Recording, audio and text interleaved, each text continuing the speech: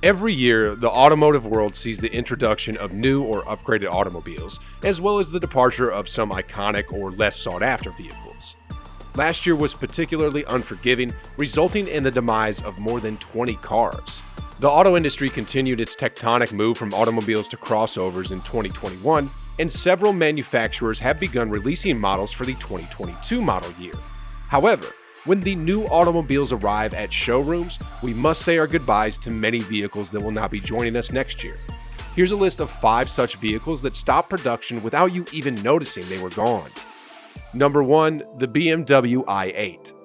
BMW formally stated on March 11th that it will discontinue producing the i8 hybrid sports vehicle in April, after confirming the news earlier this year. The battery and gas-powered coupe was first introduced by BMW in 2014. And it went on to sell over 20,000 units. According to BMW, the i8 is the best-selling hybrid sports vehicle of all time. The i8 was released in the United States with a price tag of $136,000 on the sticker. A 1.5-liter inline 3-cylinder engine situated behind the seats drove the rear wheels. 3-cylinder engines are normally more appropriate for tiny commuter vehicles than 6-figure sports cars, but this one was turbocharged and rated at 231 horsepower, with an electric motor to supplement it.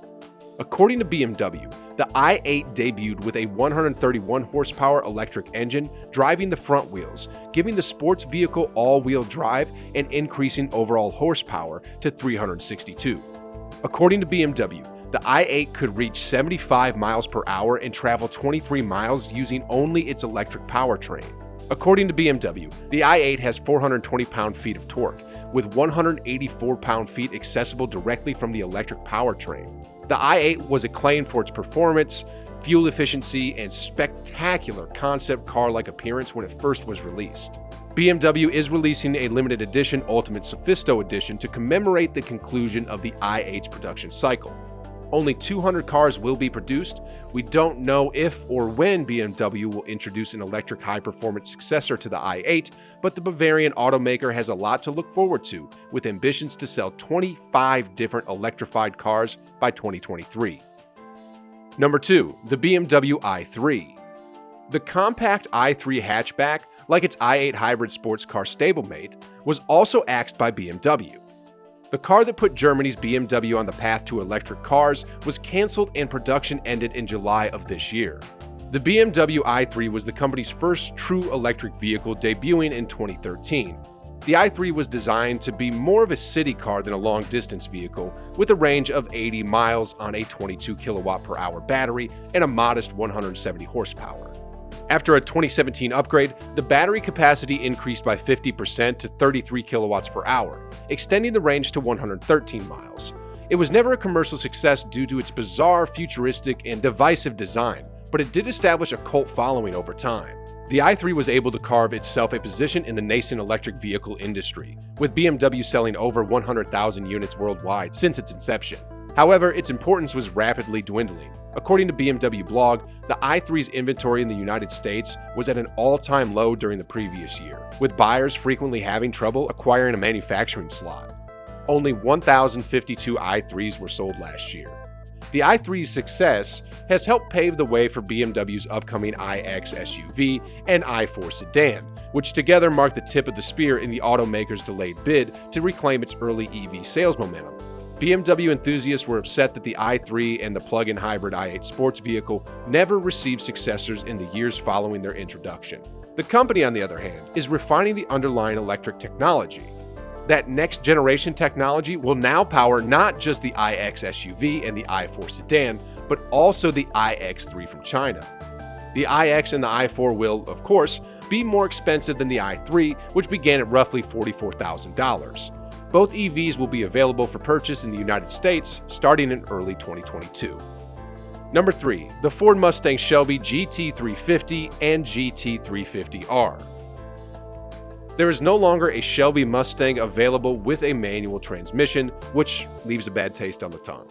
Last October, Ford discontinued manufacturing of the normally aspirated flat plane cranked 6-speed manual-only Shelby GT350 and GT350R in favor of the 760 horsepower supercharged Shelby GT500, which unfortunately isn't available with a manual transmission.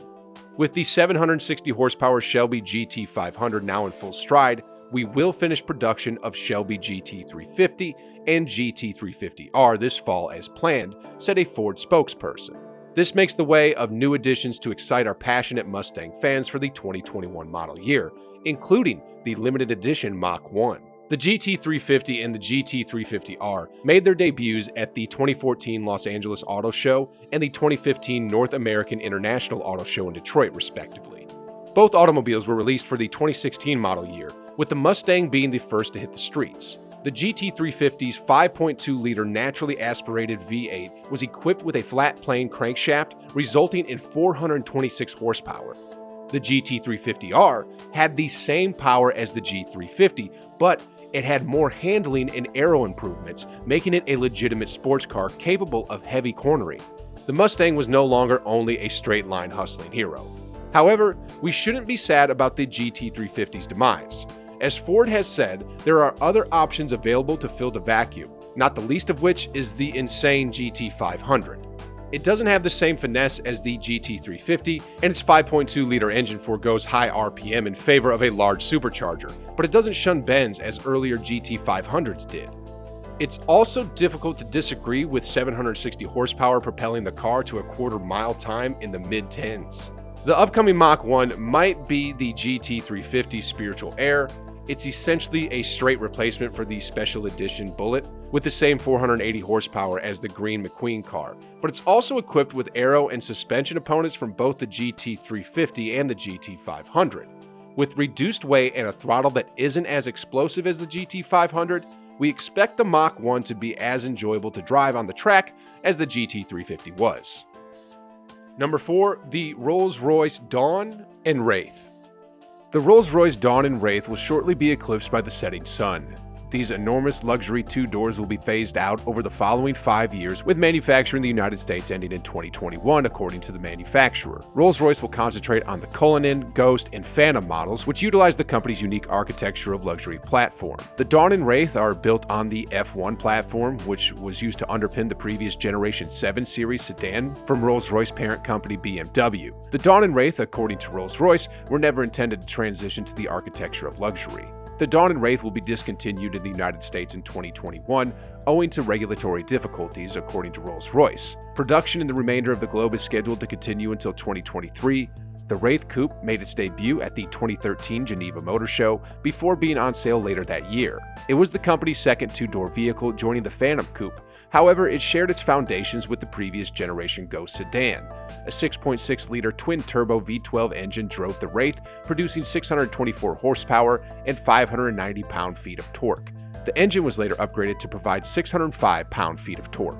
Following the Wraith, Rolls-Royce unveiled the Dawn convertible in 2015, with initial sales scheduled for 2016. Although the Dawn was technically a convertible version of the Wraith, it was significantly different, with 80% of its body panels differing from the Wraith's. The grille was redesigned and the front bumper was lengthened by 2 inches. The power comes from the same twin-turbo V12 as the Wraith, but with 563 horsepower and 605 pound-feet more recently.